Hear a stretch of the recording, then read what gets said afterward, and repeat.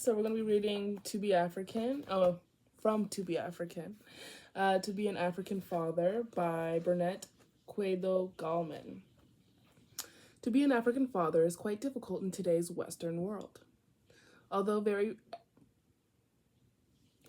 every parent wants their offspring to be successful in life, it is increasingly difficult to raise the competent, conscious, and confident children that Dr. Wade Nobles speaks of. We have forced our enemies to educate our children and must constantly fight to neutralize the negative effects of that educational system. That reminds me of the miseducation of the Negro. One particular battle is the definition of success, which in the Western world is defined materialistically.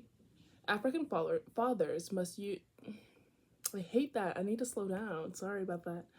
African fathers must infuse African values, and they put African with a K, like in the beginning of the book. Okay.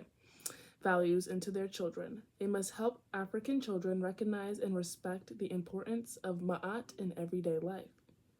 To be an African father is to be an effective motivator, a supportive presence, a stabilizing influence, and to simultaneously have a firm and gentle manner. African fathers must show strength and gentleness at the same time. African fathers must be historians so that children can be made aware of their own histories, their family history, and the history and culture of African people. Cultural transmission is a very important responsibility of African fathers. Okay, side note, that reminds me of my own grandfather.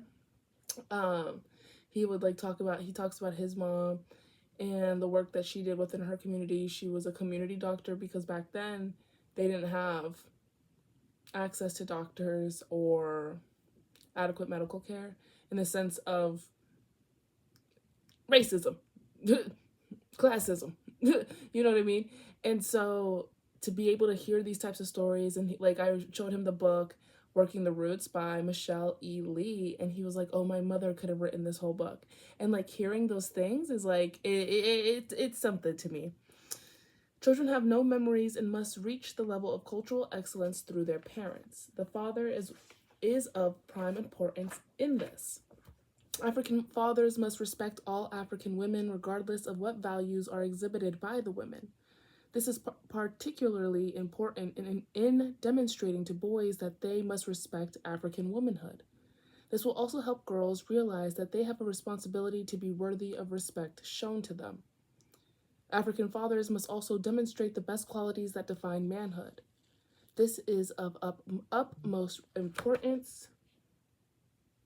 I asked my cousin, I was like, if they call for the martial law, would you have to suit up? And he said no. Okay, and I was like, good.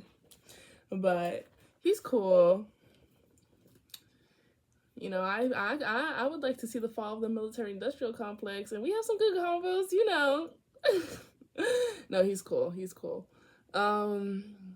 African fathers must always demonstrate the best qualities that define manhood.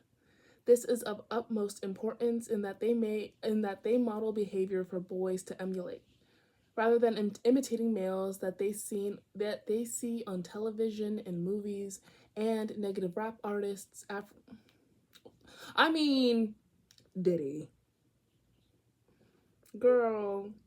And do you ever think about that? Like Diddy and like my dad, his generation, like the incorporation, I think, okay, let me finish reading this. No, I don't want to miss this.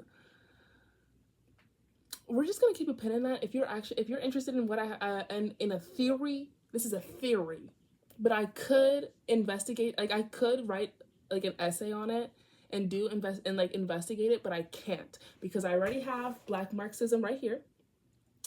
I wanted to take a little break from my notes. My hand got crampy, because I was taking notes. I'm almost done with these notes and then finish with the book, which is so exciting. But I was like, let me just read To Be African as a little breaksies. But I have a theory, and I want to know if anyone else thinks may be on the same theory as me. But anyways, sorry. African boys have a real life, flesh and blood hero. And let me just restart that sentence. Rather than imitating males that they have seen on television and movies and negative rap artists, African boys have a real life, flesh and blood hero worthy of their respect and worthy of imitation.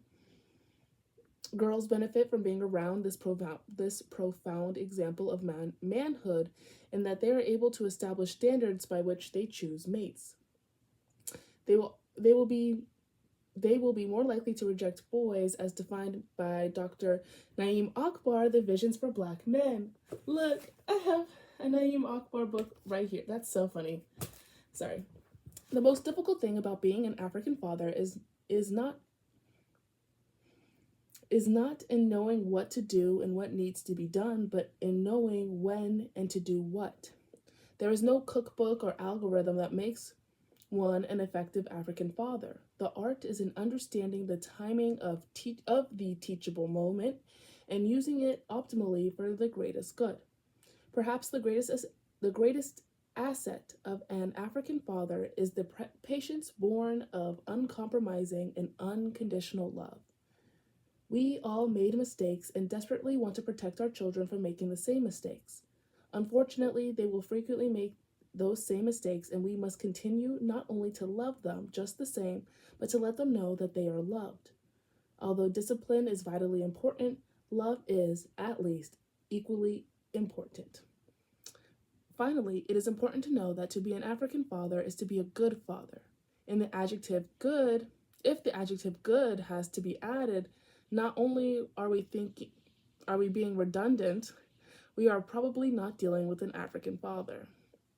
Okay, eat it up. Thanks for listening.